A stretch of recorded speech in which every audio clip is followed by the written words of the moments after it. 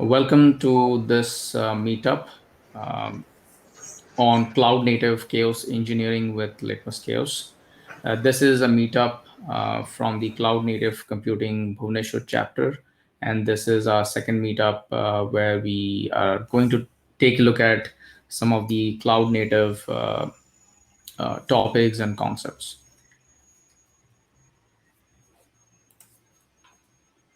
So this is a quick set of links. We are in the CNCF community as well.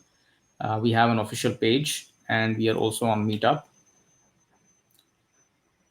My name is Sangram. I am here as the host of this Meetup, and I am basically a cloud architect and technology advisor. I work independently and I have got a couple of startups that I advise on emerging technologies and the adoption of some of the cloud native approaches and cloud in general, and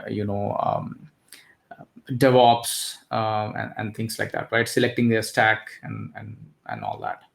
I come with a little bit of around 16 years of experience in the industry, and one of my aim is to bring some of these emerging technologies mostly to the eastern side here in Odisha and Bhubaneswar. That was the aim behind creating this meetup community, and I love that the younger minds are open to presenting in these meetup groups.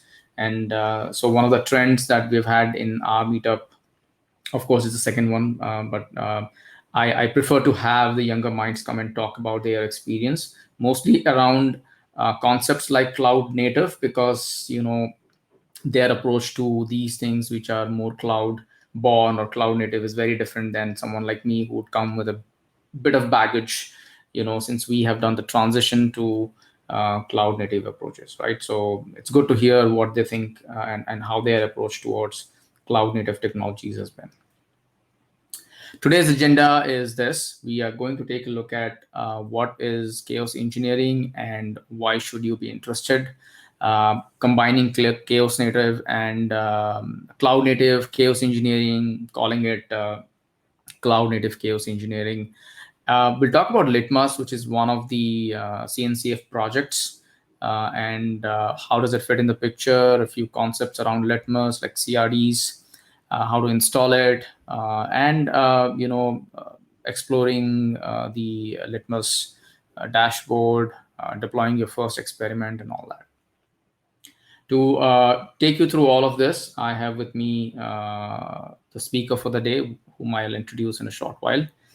A quick round of basics. Chaos engineering, in case the word is new, is an approach to finding out or learning how your production systems function when there is a failure. Now, the way to understand or learn about it is to deliberately break the system, deliberately create chaos in the system.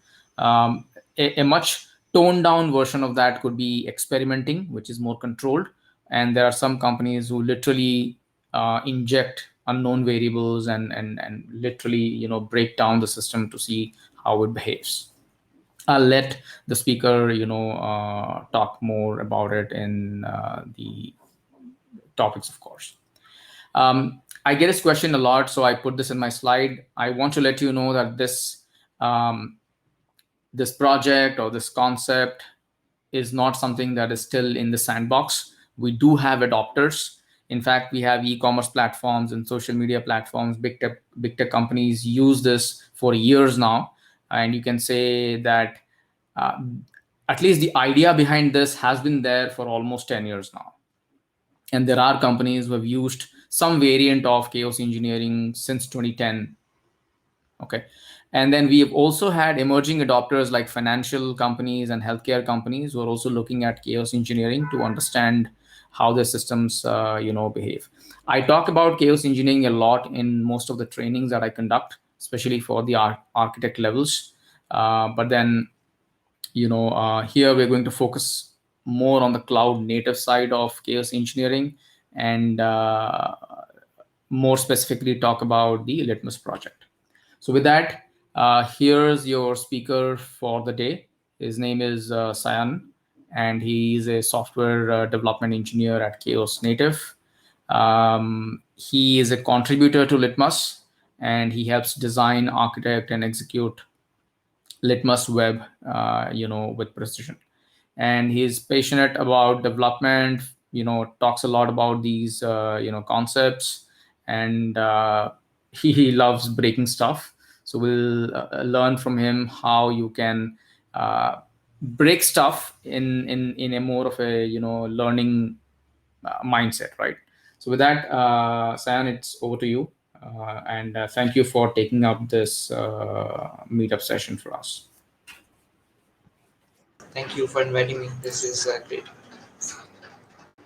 So perhaps let me go ahead and start with the presentation. So I'll begin with sharing my screen. All right. Hope this is visible. So the topic for today is cloud native chaos engineering with Litmus. Now the main focus, like Sangram has already talked about the agenda. So this was the agenda already prepared. So main thing we'll talk about is chaos engineering and cloud native in brief, since he has already mentioned the same. And then we'll look at what is Litmus and what are the important CRDs, the custom resource definitions that Litmus uses. And we'll take a deeper dive into this CRD thing because it's going to be integral as we move forward in the demo, since when we integrate stuff using Litmus, the CRDs are the one which will help you understand things much more in a clear way. So that's why we are going to look more into the CRDs. Then we'll take a look at how you can install Litmus. So we'll take a look at the Litmus dashboard, which is the Litmus portal as we call it, and we'll help we'll use different experiments from the list of experiments that we have, or you can even create your custom experiments, and then we'll just break stuff with Litmus. All right. So about me, like he mentioned, I'm already a software development engineer at Chaos Native, and moving past the agenda, so let's just start with what is chaos engineering and why do we even need it in brief. So generally what happens is in enterprise downtimes are really very expensive, and you would not want to have downtimes at all when you're working in a cloud environment in general, since it is extremely costly, as well as in terms of like money, as well as users, as well as time. So it's costly in all aspects. So downtimes is something that you should definitely avoid. And one practice that you can choose to avoid these sort of downtimes is chaos engineering. I'll come to that. Now, this is something called as a feedback loop. So why are feedback loops important, and why do we want to test things in production? So the thing that I mentioned, right? So downtimes are expensive. So if you have downtimes, if you had done this sort of a feedback loop where you had already checked what is the problem, or where you already know about a certain service that might be vulnerable to attacks, or some sort of a service breakage scenario, then you should have completely gone through a loop where you test it, and then you again test it, you continuously test it, as long as you are not completely sure about the product, completely sure about the application not breaking. Right. So chaos engineering is generally the practice of breaking things at production, not necessarily production. You can do it in 4 stages. Typically what I've seen people do is there are 4 stages: development, staging, pre-production, and production. So pre-production is the stage where people mostly do chaos engineering, as per my experience. But yeah, generally people do avoid, I don't know why, but generally people do avoid doing this directly in production. Maybe they still have this myth about actually breaking stuff, the thing actually breaking everything in production. So this is mostly being done on pre-production environments. And the state of chaos engineering currently that is being followed in the market right now is it is a standard practice, like I mentioned, but a lot of people, a lot of it's like still, I would say, early in the market, and it's not that widely adopted in the entire ecosystem yet. But it is a standard practice. Netflix actually introduced this chaos engineering using Chaos Monkey, the tool that they use and that they created. And then people sort of started taking chaos engineering seriously, and standard practices started to evolve. But they are still pretty standard. And the cloud native side of chaos engineering is something which is really interesting and is popping up. And we need to take a deeper look into what it can do and what you can achieve with the same.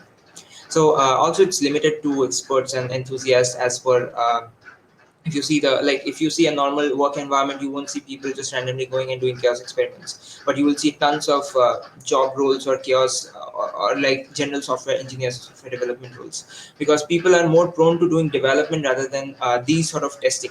So this is sort of limited to only people who are into chaos engineering learn more or do more about chaos engineering, which is something I think we should change that mindset, as chaos engineering is should be a sort of a general practice, like we do E2E tests or unit tests or integration testing. So that is very different from chaos engineering. Chaos testing is very different from E2E testing on those integration tests, but I think this should moving forward, this should generally be a practice that everyone should adopt. And also, since chaos engineering takes a lot of deployments or a lot of size, that's why most people may be avoiding it. But with a good news about the thing is the product that the solution, the Litmus solution that I want to talk about, doesn't take a lot of your space, size, resource as well. So that could be one of the handy approaches if you want to do chaos engineering.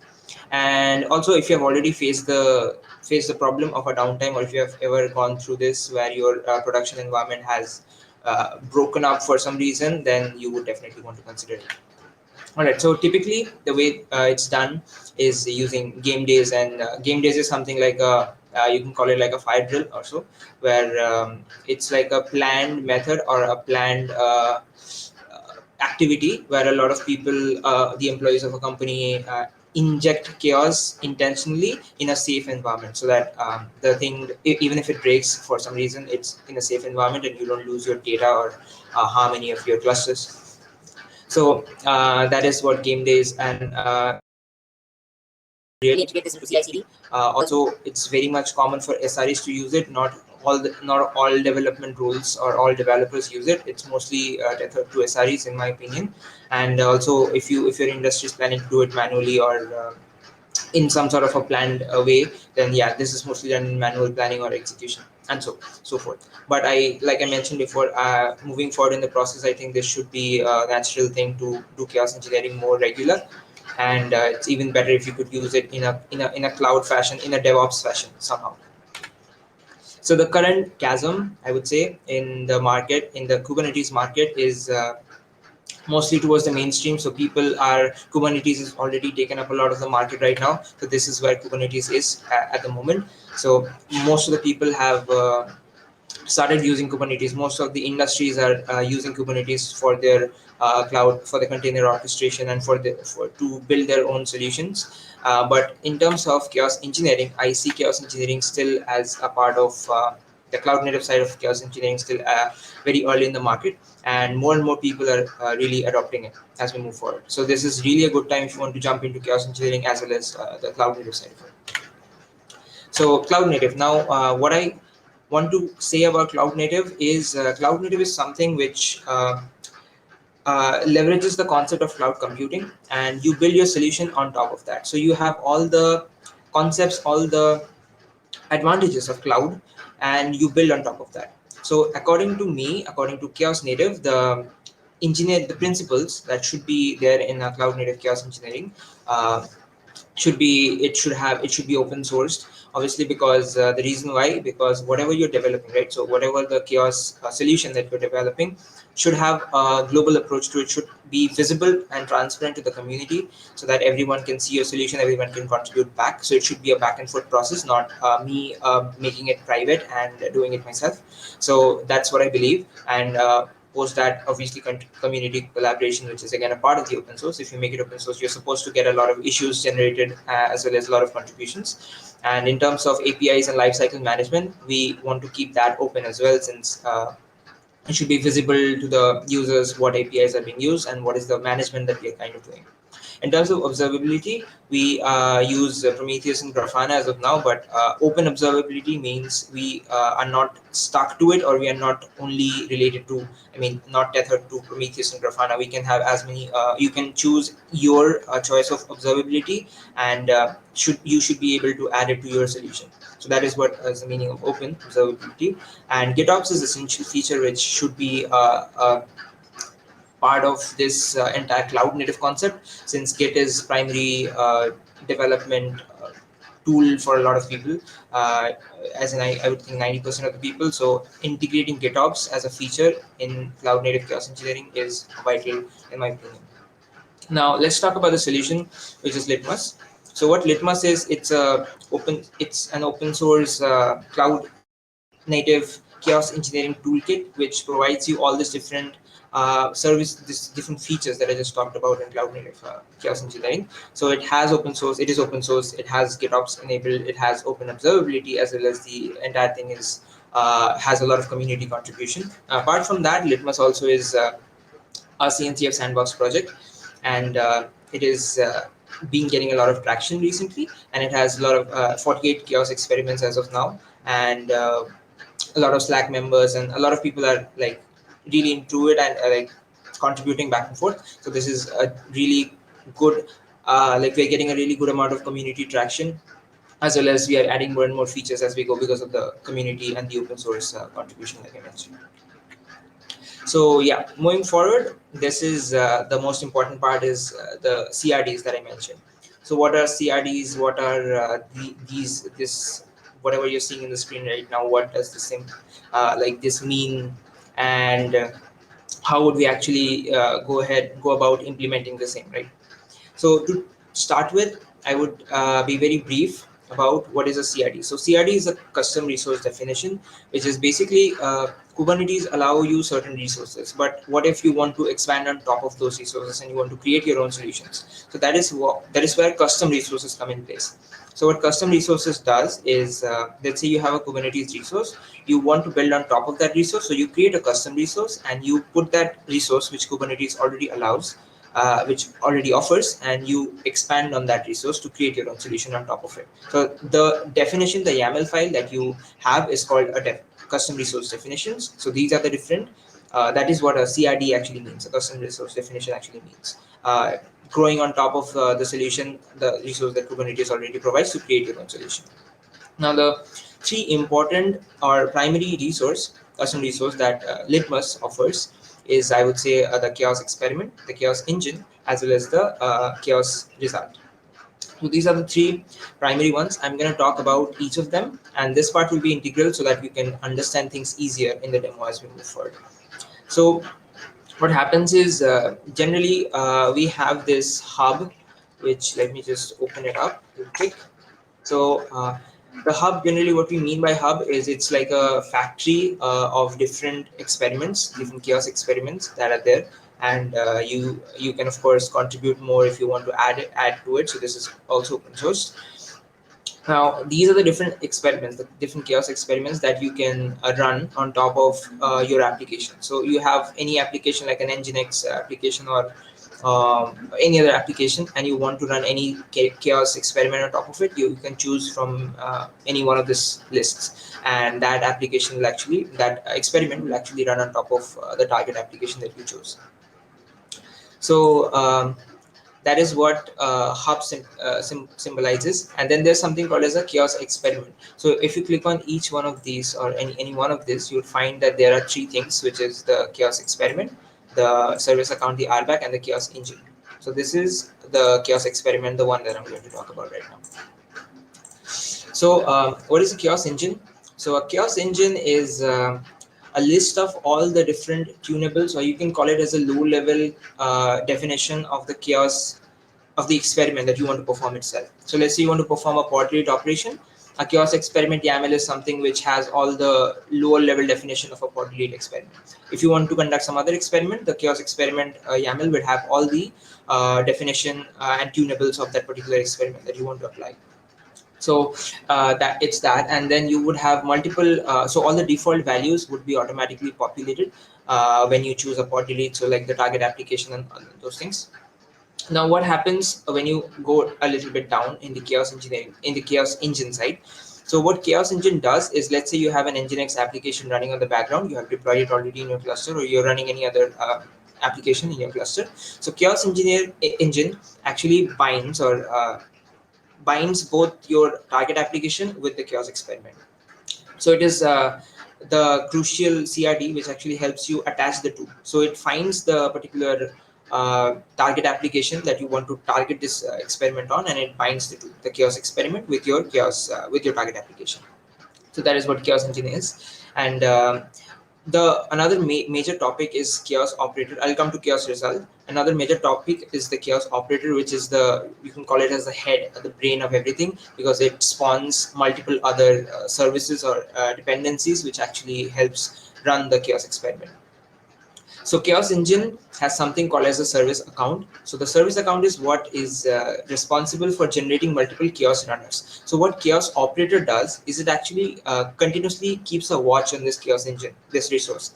And when you trigger this resource, when you apply this Chaos Engine resource, it actually means that you're applying the inducing chaos in your particular application.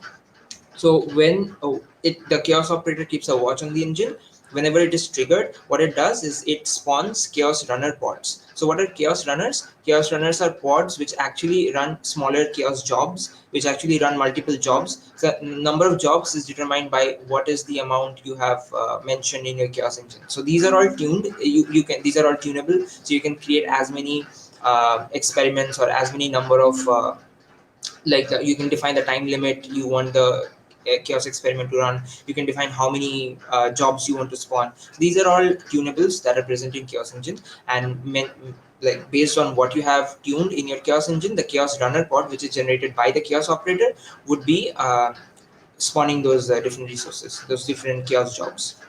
Now coming to chaos results, which is another major chaos CRD. The chaos result is actually the CRD which is storing all of your results. So we have a chaos exporter, which is like a pod which exports all the different metrics. So chaos jobs, whatever is the result of your chaos currently, of your application currently, or your experiment that you're running on the application currently is, would be stored in your chaos result CRD.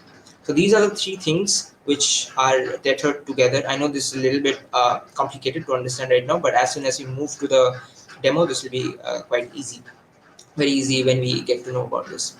So whatever is the output of the chaos jobs is stored in chaos results, and you can see certain verdicts like awaited, succeeded, and passed. Succeeded and failed based on what your result was. So if your chaos was successful, you would see succeeded. If it was a failure, you would see failure. If it is still running, you would see awaited.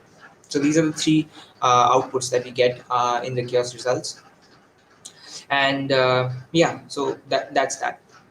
So this is our whole architecture or the orchestration, how we do it in Litmus. And now let me go ahead and show you a quick demo of the same. So the first thing that I'm going to do is go to this, just a second.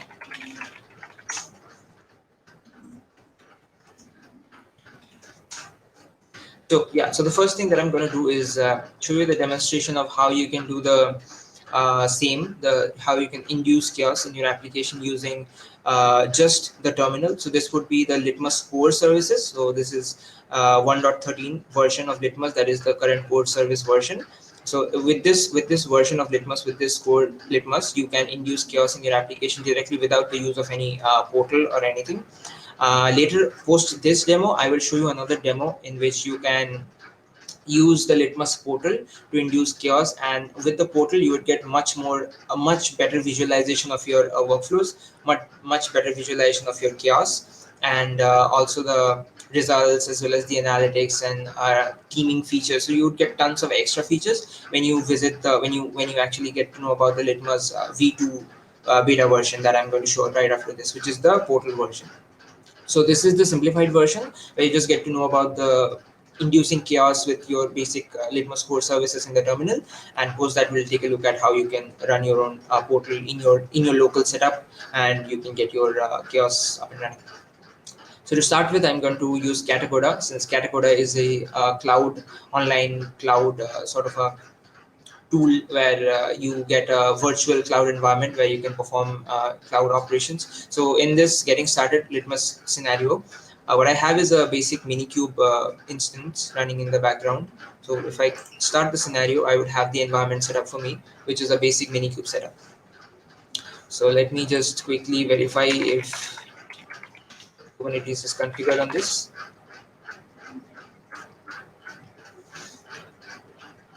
Alright, so I think it will take a bit of a time for it to recognize. Once we have this, we can move forward. So yeah, all right. So we now have kubectl configured in this cloud environment. Now, what I'm going to show you is a step-by-step process of how you can induce chaos using just the terminal. So consider this as your local terminal, and you have any of the like Minikube or Kind or K3s, anything installed in your system, so that you can run a local cluster in your system. So this is just the replacement of that, since this is a cloud environment, and when I close it, it will automatically delete all the resources and services. This is just a better approach for me to use this. Scenario, this is completely free. So what we are going to do is induce chaos on one particular application. So we don't have any application right now, it's blank. Hey, So Sam, I am really sorry to interrupt. Do you mind zooming in a bit? yeah, sure. On the browser. Is this good enough? Uh, yeah, I think this will do. Is it possible we could do one more? Yeah, great. All right. Thank you so much. All right. Got it. So yeah, we'd need, like I was saying, we'd need one application at least to induce chaos on. So the application that we are using or we want to target in this case would be Nginx, since it's not heavy, and we can use this to test how you can induce chaos engineering pretty easily without consuming a lot of resource. So let's just go ahead and deploy our first other Nginx container. So you can click on this block, I would say code block, to actually execute the same. But if you are in your local system, you can type the same. I'll just click on it to make things faster. So if I click on it, this will be executed. So now I have at least Nginx container deployment Nginx running. And if I actually see the pods that are there, I should actually be able to see a Nginx pod running in my system. So this is still in container creating, it's not up and running yet, but we should see it running in a second. Yeah, so there we go. So we have our Nginx container running in our system. Now if I move forward, and let me show you something real quick. So if I do a kubectl get namespace, I should not be able to see any extra namespace than the one already that Kubernetes provide. So we have the default kube system, kube public, and the default namespaces that Kubernetes provide. Now what I'm going to do is actually install Litmus. So that was one part of our demo of our agenda, to install Litmus, to actually see the Litmus dashboard and those things. So to install Litmus, what you can do is go to Litmus repository, which is litmus chaos slash litmus, and github.com/litmus chaos/litmus. And in this, if you visit the Litmus portal directory, you should be able to see the installation steps. So you can apply the latest beta 3 manifest, Litmus 2 beta 3 manifest, or you can apply the master manifest or a namespace scope version of the manifest. What I'm going to do here is apply the master one. So in this particular example, since I'm not using the portal, not using the Litmus UI dashboard, so I'm not going to apply exactly this. This would be one step later when I show you the dashboard part. This is actually the only the operator part, which is different from this. So this is the operator which you are, if you're only doing it via the terminal, you only need the operator, not the entire manifest. So I'm going to apply this. So this is currently version 1.8.0. I am not going to, this is an old version, current is 1.13. So let me go to the docs and pick up the latest version. Or what I can do is I can go to Chaos Hub. I already have it open. So I need to go to the latest version, which is, let's say, if I visit this, install the operator, I should be able to get this link. So this is the Litmus docs, and if I just copy this, this is the same command, except in this version it's just 1.13, 1.13.3, and in here you would see the version is 1.8.0. So it's the same thing, but the general prerequisite is, before running any chaos experiment in your cluster, you need to have Litmus chaos operator installed. So that is what I'm doing right now. I'll just paste it, and I'll just apply this Litmus operator. Now that it has been applied, you can see the output. It has created a namespace, a service account, the different RBACs, the cluster roles, and some custom resources. So you can see 3 different custom resources, which is the custom, the chaos engine, experiment, and the result, which I just mentioned before coming to this demo. So these are the three main ones that has been created, and of course it has some sub dependencies which are like controlling everything, like the chaos operator, which you can see in this part, the deployment chaos operator. So now if I do a kubectl get name as one of the namespaces which was just created 38 seconds ago. All right, so now that we have this, we are good to go. Since we have Litmus and all the different dependencies installed, now we should be able to select any of the experiments from this list of experiments, and apply the same. All right, so let me get back, and now we have done. So let me continue further. So I just have chaos operator running as one of the. If I get the CRDs, I should be able to see show you in the output. This is just to grab to verify. I'll just skip this part, and now comes the installing the chaos experiments part.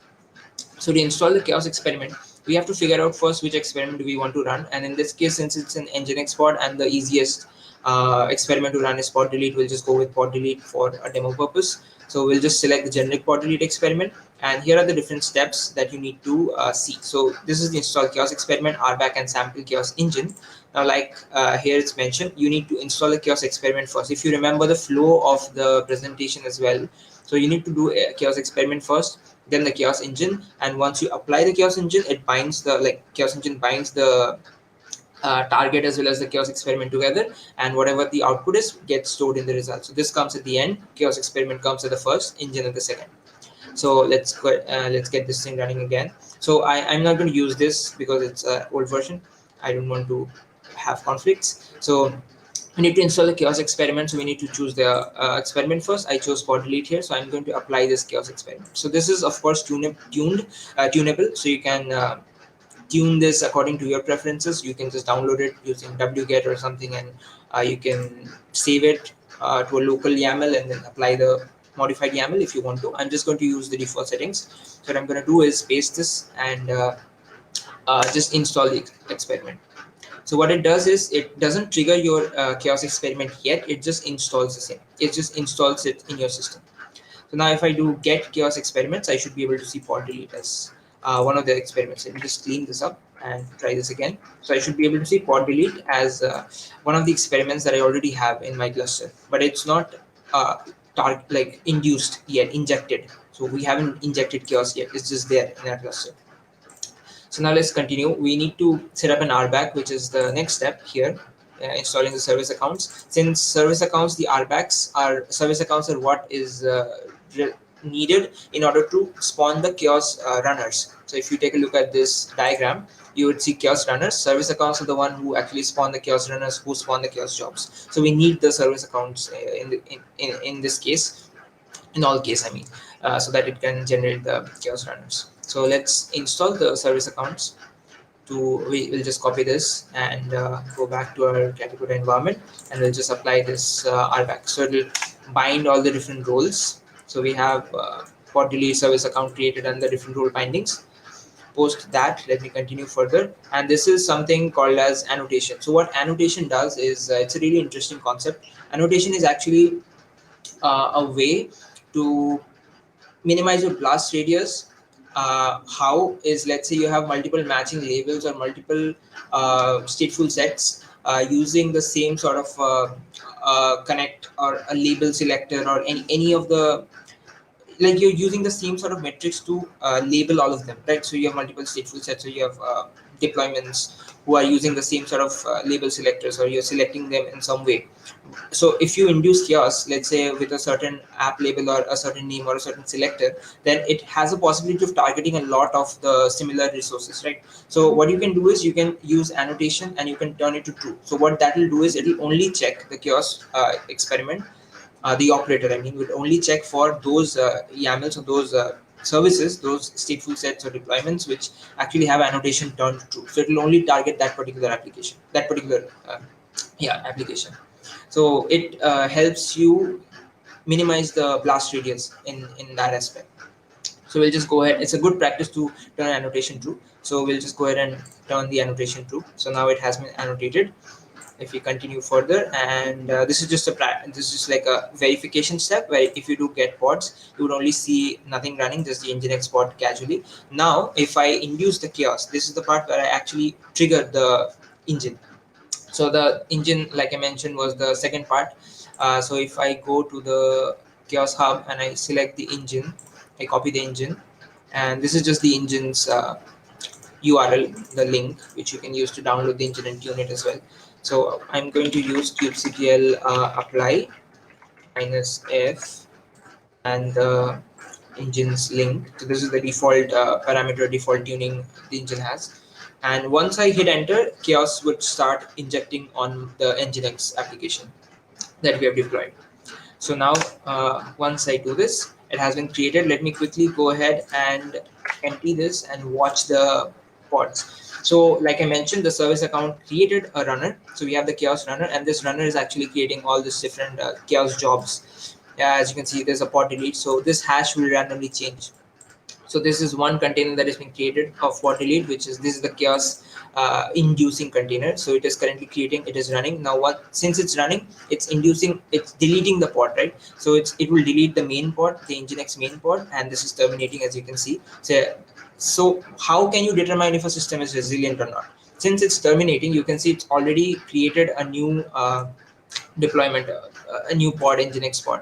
So that is how you can see, like you can measure the effectiveness of a chaos experiment or of your application, that if your uh, pod or if a certain service goes down, is it resilient enough to come back up by itself. So this is something that replica set already handles, is if you delete a certain pod, it will regenerate it back. So this is just for testing. So like I mentioned, this terminated, and uh, so this is also done for on a tunable called total chaos duration.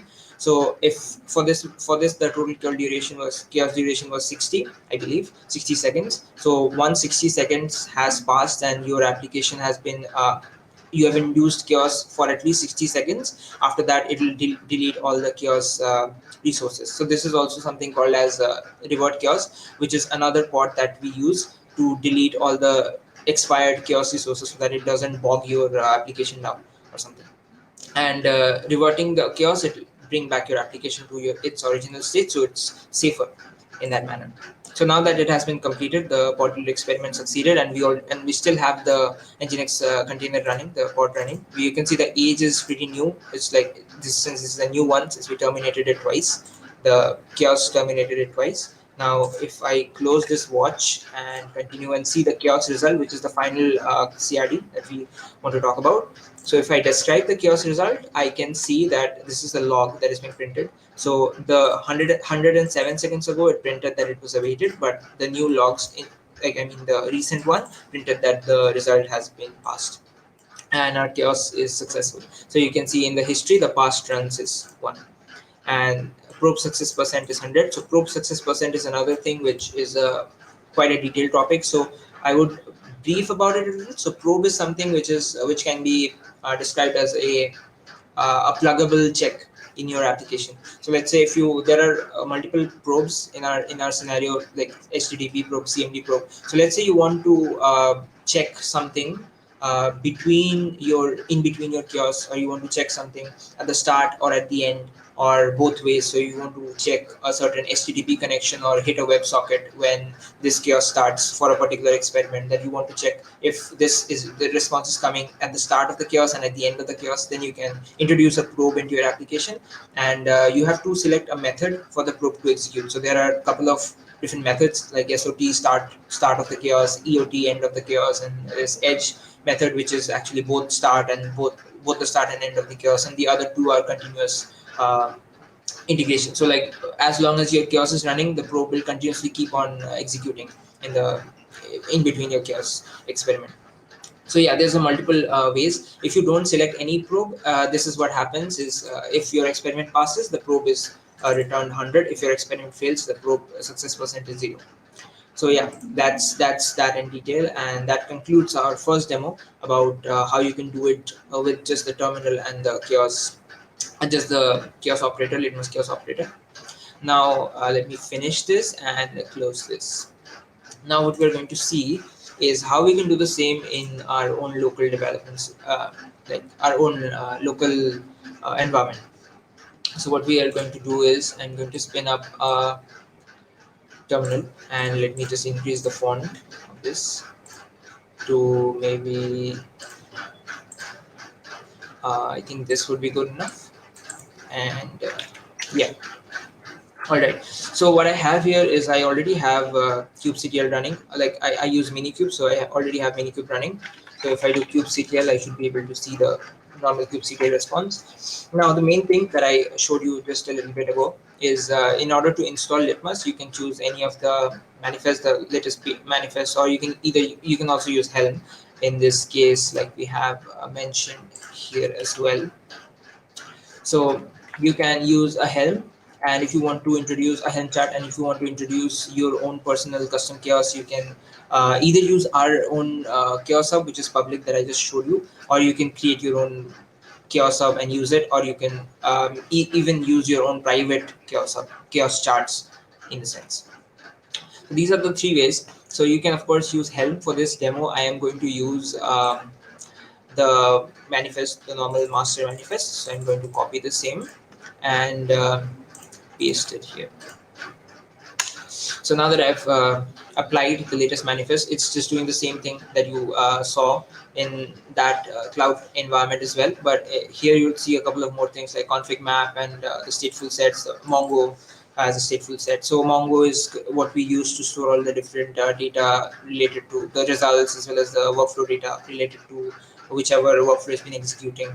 So those things we use, as well as we use another monitoring setup, which is a different namespace altogether. So if you want to do more for monitoring, there's another folder called monitoring, which will give you an in-depth a brief, or like an in-depth how you can install monitoring in a particular monitoring namespace, and how you can actually install Grafana, and so it'll be installed as a load balancer if I'm right. And when you log into Grafana, you would actually, so the login password is also admin I believe, if I'm not wrong. Yeah. So once you log into Grafana, you would just basically set up your own data source, and you can see the the analytics, the metrics as well. When you induce chaos, it will just spike up, so you can see all those things when you install this monitoring services in a different namespace. So currently what we're going to do is only do the chaos experiment in the Litmus namespace. So the namespace has already been created, like you saw here. So if I do kubectl, it's going to show Litmus, which is created 8 seconds ago. So I had it previously. Now if I go ahead and watch the pods, which is going to be an important step down the line, I can see I have three different pods, which is the front-end service, the normal Litmus server, which handles our GraphQL and authentication, as well as the Mongo, which stores all the workflow details, the workflow descriptions, the workflow information.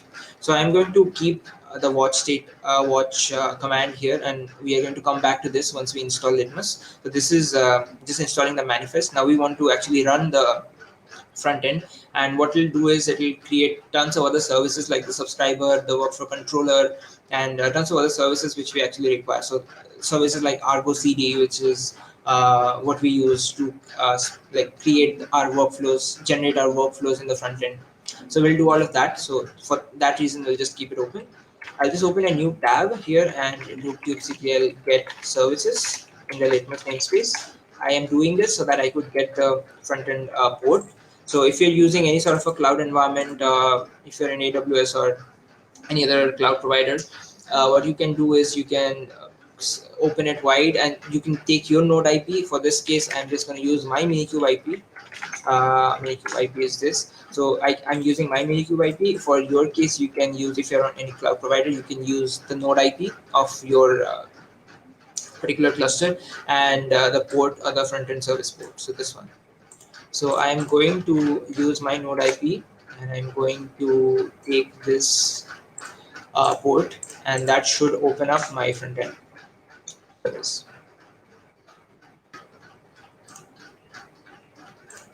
I think I logged in before that, so let me just clear all the cookie and details. Yeah, all right. So this is the Litmus front end, and I haven't logged in yet. Let me just keep it open here. The watch statement. Um, Now, what happens when I do a first time login is I would generally write my username and password, which in this case is admin and Litmus, is the default username and password. So if you're installing Litmus in your particular cluster, you can log in with the name, username, credentials, admin, and Litmus. So now that I have it, I already have done the onboarding. So if you hadn't done so, you would be actually prompted with just changing your password to a new one if you want to, and naming the project. So let me log in, and I should be going to okay, so right. All right, since I created a fresh setup, I need to do the onboarding again. Cool. So the new password and the confirm password, I would give a new one. Let me finish next, and the project name, I will just give demo for the sake of demo, and finish. So the project that opens up next would be the demo project with my credentials. So I'll be admin opening the demo project. Now, if I take a look at this watch statement that I was running previously, you would see that there's tons of new things like chaos exporter, chaos operator, the Argo server, and subscriber and the workflow controller being created. So event tracker as well. So these are the different services, microservices which you require in order to make sure that everything works with an end-to-end integration, since subscriber is what is controlling the different integration between our Argo controllers as well as the Argo server as well as the different analytics endpoints. So subscription and the Argo server, the chaos operator, which is of course these are all essential items. So we'll just make sure that they are all running so that we can proceed. Till that, while that is being done, I'll just minimize this, and I'll just give you a brief about the portal. So this is how this would look, and this is like running in your particular cluster, right? So whatever is already running, you can induce chaos with that already. So you have certain applications running, you can of course spawn up Litmus and you can induce chaos with that particular to that particular application by just changing the targets. And you also get the flexibility to add your own experiments, add your own YAMLs and stuff. So to start with, this is the homepage. This is the first. Since I haven't scheduled any workflows yet, if I click on workflows, I wouldn't have any, no records since I didn't schedule any. So this is the general homepage for a first-time user. So you can schedule any one workflow, and you can either schedule your own custom workflows or choose from a predefined workflow. You can also explore the predefined ones we have. And right now you see one agent. That is because we have a self-connected agent by default. When we log in the portal, when we launch the portal, we already connect one agent. So if you want to connect your own agent externally, so if you have a certain external agent, cloud agent, you can do it with Litmus CTL, which is a binary which we provide. So Litmus CTL actually helps you connect your external agent to the different settings. It will go through a graph, like it's in the terminal obviously, but it'll go through an interactive terminal Q&A type of thing where you answer the questions it will ask, and it'll just deploy your external agent, and you can use that particular agent to run your experiments on. All right, post that we have a settings page where we do the teaming section, as well as we have a GitOps option where you can enable GitOps if you want. So anything, any experiments and any workflows that you run will be saved in a GitOps fashion in your Git repository instead, and all the details, the metadata related to the same will be saved there. So in terms of teaming, you can add multiple people to your team. You can create new users as well in user management. So let's say you have, as an admin, I can do that. Obviously, a team member can't do it, but as an admin, I can create new users. And if I send an invitation to any particular user, I can choose the role that I want to give that person. So it can be either editor, viewer, or an owner. So owner would have the same level of permissions as an admin, but editor would only be able to edit, and viewer would not be able to edit anything. They'll just be able to view the screens and the project details. They would not be able to create new workflows or edit any. So you can of course go ahead and create a new user if you want to as an admin, but that's that. And in the analytics section, you have the option to add a new data source. You can choose if you already have any data source configured, that will be shown here.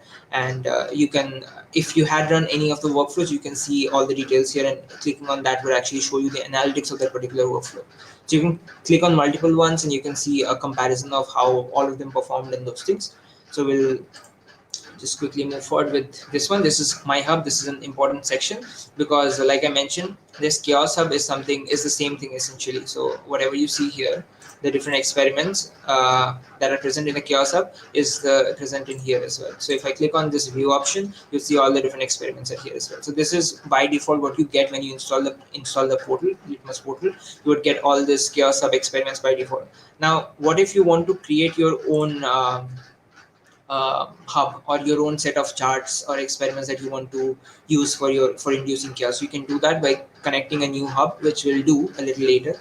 But first we'll just run our workflow. So let's just see if they're all running. So now we can see all of them are up and running. Now the first thing we'll do is we'll see if the agent is running as well. So we can see that the series is active and it is running already. So now we'll just go to the workflow and schedule a new one. So we can, if this is your first time, you can also do it from here, schedule a workflow, and this will take you to the same workflow page where you can create a new workflow. So this will, here we'll see the list of all the different agents that are there, are connected to your portal right now.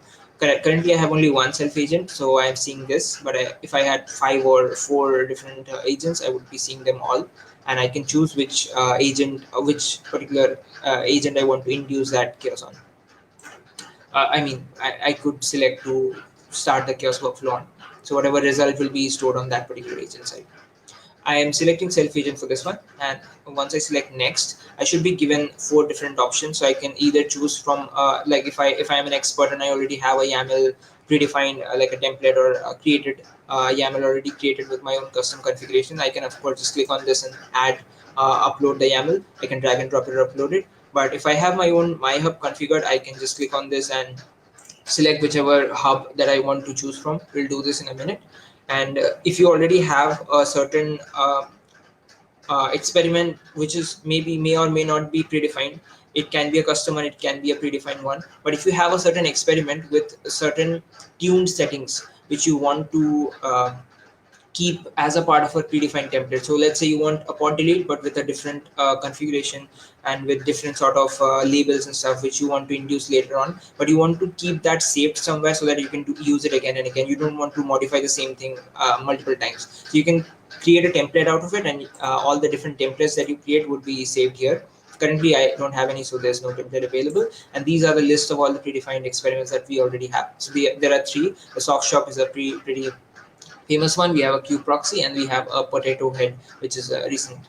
So what I can do is I'll just create, like click on the potato head one, and I'll just schedule the potato head. So what potato head does is it's actually just a pod delete experiment, but we also have different multiple experiments attached with it. So the main one is the main chaos engine is potato head pod delete chaos. But other than that, there's also visualization that you can see once you select the particular workflow. So it will only give you the main experiment in the workflow table, but apart from this, you can also see the other experiment, the other steps, I would say, which is install an application. This is one step. Install a chaos experiment is another step. Then you see the main experiment, which is pod delete, and apart from that, you get this revert chaos and delete application. These are 2 experiments which are running in parallel, and these are all serial. So this is a visualization that you get, and as you can already see, this is much better than the one we were using previously, which was just terminal based. And you of course get the option to edit the terminal, edit the YAML. I mean, if you are not happy with it, so you can see all the different steps, the different install application chaos experiment, the different steps, as well as the chaos engine. And in the engine you would see annotation check, which I just mentioned, that is good to have. You can turn it to true, and you can see a job cleanup policy, which is basically what means is if you want to clean all the jobs that are running after you uh, finish your chaos experiment. So a lot of people, they might not want to keep the jobs there after things are finished, but if you want to keep it for later, like if you want to check it out later and see the details about the particular jobs, you can keep it. So retain is what keeps it. And these are the probes that are there. So there's an HTTP probe, and so you can get in more details about the YAML. So the total chaos duration is 30, so it will run for 30 seconds. And yeah, that's that. So let me close it, and I'll just schedule this. So once I click on next, I'll be seeing a weightage for my particular experiment. So weightage is what we use to calculate a resiliency score based on the weights we have. Based on the weights and the probe success percent, we calculate the how much resilient is your application. So I'm currently setting it to 10, which is by default. Now once I click on next, I should be able to like schedule it, either schedule it for a particular time. Now if I do a recurring schedule, it'll actually allow me to schedule it maybe per hour, per day, or those things. Like if you see this every hour, every day, every week at Monday on certain time, let's say 9 p.m. or so. So if I do it, it'll just create a schedule, but I don't want to do it, I just want to do a normal schedule. So if I click on next, I should be able to see the summary before I proceed further. So you can see your YAML, the schedule currently scheduling, now the description, the cluster on which it's running, and the weights of your particular experiment.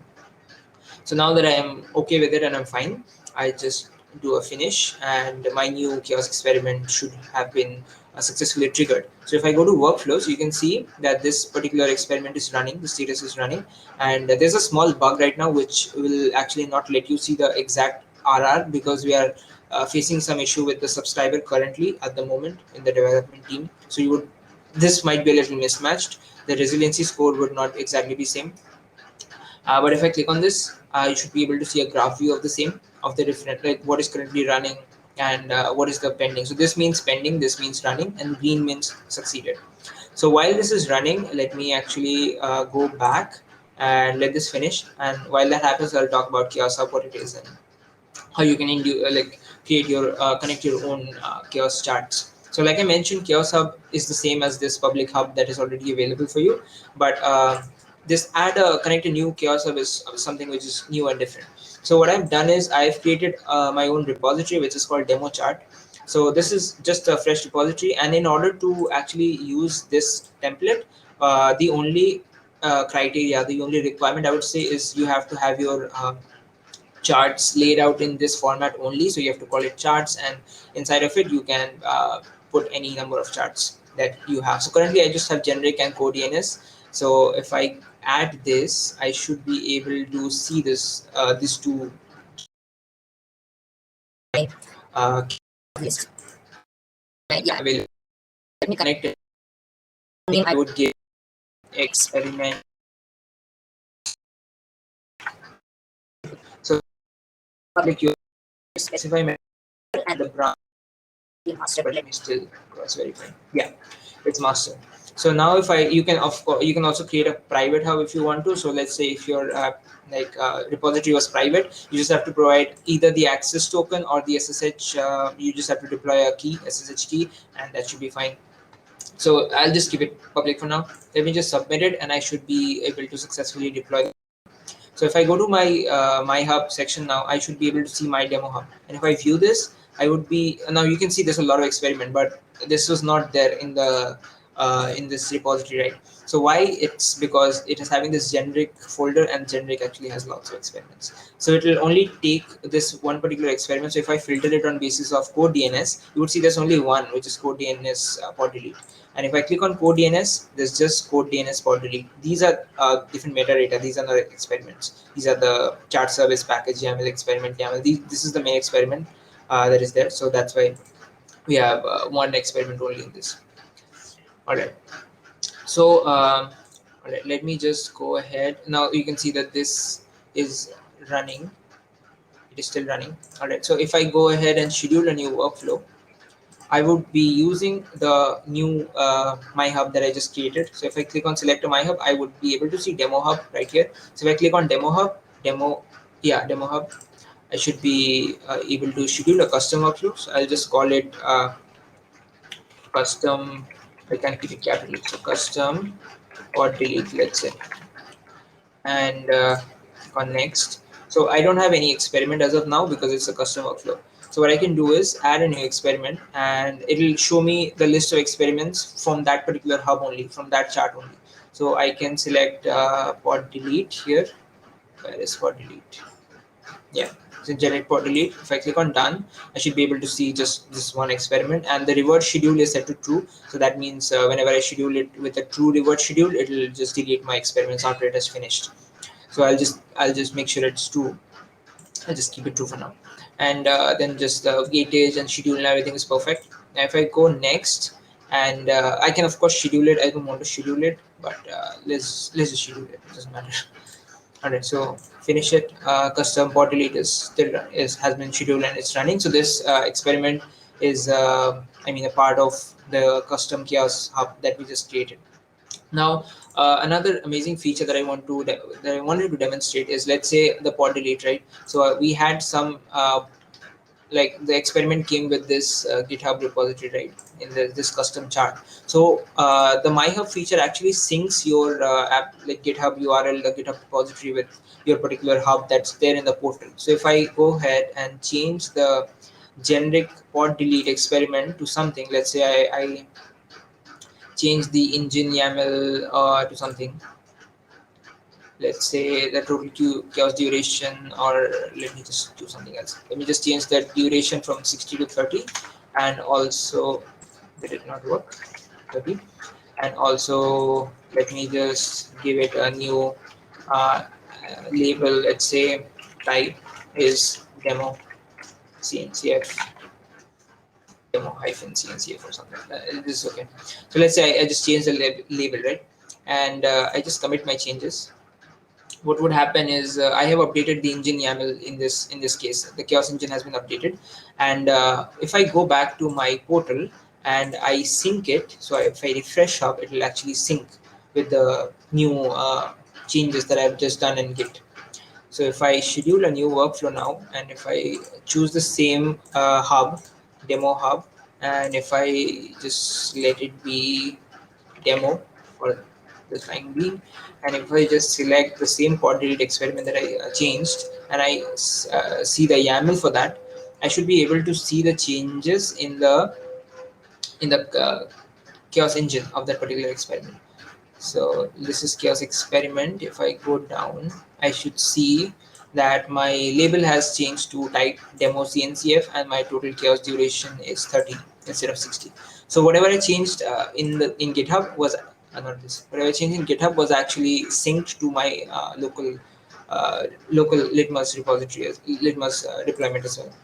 And that is something pretty cool and useful when it comes to syncing, and this is also pretty handy when you attach the GitOps feature as well with this. So yeah, that's that. And yeah, I would say that's mostly it. Let me just go back and check if this has been, yeah, the potato head completed. Now we can see it's like the flow of the entire potato head experiment, and this is the main workflow. These are all the different steps. So install pod delete. So this was the main engine, right? So if I click on this engine, and if I scroll down a bit, I would be able to see the logs as well as the chaos results, as well as the metadata like start time, end time, duration, those things, the app NS, app namespace, and those things. So if I click on this chaos engine and I check the chaos results, I should be able to see the same chaos results that I showed you in the terminal a little before, when I was doing Katakoda. At the end, awaited, passed, and those things. You can see if you scroll down that probe status continuous has been passed. So this is the probe status. You would get the entire status. So experiment phase completed, verdict has been passed. The same thing that you just saw in the terminal itself, in the cloud environment itself. So yeah, this really helps when it comes to applying chaos in a much visual way, and with the help of Litmus, you can actually uh, see things more transparently, and what are the exact step, how much time it has taken, what is the exact chaos results and the logs for the same, which application I'm running it on, what is the target in this case, all of those things. And the cool thing is, with working on this, you can actually sync it with Git, and also you can invite team members to actually work with you. Yeah, so that's that. And in this you can see the different experiments that I've run. Also, if you check the running that was previously there, I had already done a watch. I forgot to mention this. You would be actually able to see the different experiments that have ran, the different steps in this case. So you can see potato head, this with a different hash. So you can see there are 5, right? So if you actually take a look at the experiments, these are also 5. This is what exactly ran in the portal, and this ran in your cluster. So you can see that your cluster and these are completely synced. And this is just fresh because you can see it's run 3 minutes ago. The longest one, the 8 minute ago, this was actually the main head, the pod delete. All right. So yeah, that's that. And I think this is the one that's running right now, pod delete. The second one that I scheduled, I believe. So no, this is the one, custom pod delete. All right. So this is still running, I think. If I go back, I should see it's still running. Yeah. All right. So that's that, and that was the demo of the entire portal. I hope you liked it, and this is something that I also wanted to mention, that Chaos Hub actually consists of these many different types of experiments. So you can go ahead and check out any of them if you want. So they have pod level, node level, network level, stress, different cloud level as well. So yeah, these are the different experiments available in Chaos Hub. Of course, with more contributions, we'll be adding more and more. And so this is how the application performs in a nutshell. So you can, like, with every knowledge, everything integrated in knowledge that we have gained as of this moment, we have the Litmus portal. It is encapsulated in this entire Kubernetes cluster, you can say, which has the chaos workflow YAML, the operator, the experiments, the different metrics and events. So metrics and events we could have seen if we had monitoring involved. So monitoring is actually Prometheus monitoring, which you can see with the Grafana dashboard. So if you open the Grafana dashboard, you could see different spikes and stuff happening. So yeah, that's that. And for bare metal, we have VMware and OpenStack. So you can do this sort of an experiment in bare metal. You can do this in a public cloud, Azure, AWS, or any other public cloud environment. So yeah, that's that. And thank you for joining in and enjoying. I hope you enjoyed and just learning about Litmus and chaos engineering in general. These are also the resources that you can take a look at. So these are the different Chaos Carnival is our conference. You can join our Slack channel if you have questions that you want to ask.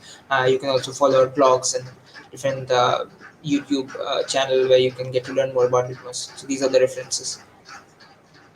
Right. Thank you so much. Thanks, Dan. All right. So if any of you have any questions, feel free.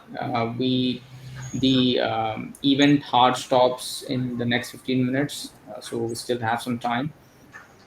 So feel free to post your questions, chat, or maybe speak. I am turning on the uh, mic abilities for all of you, so you are free to unmute and speak as well.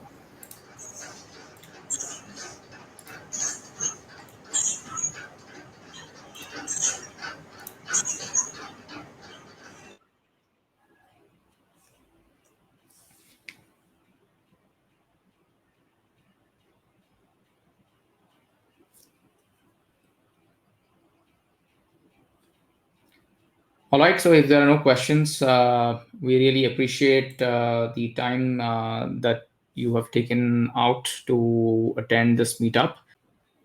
Okay, then. Thanks, San, once again for this session, and hopefully we'll meet all of you in some other session sometime.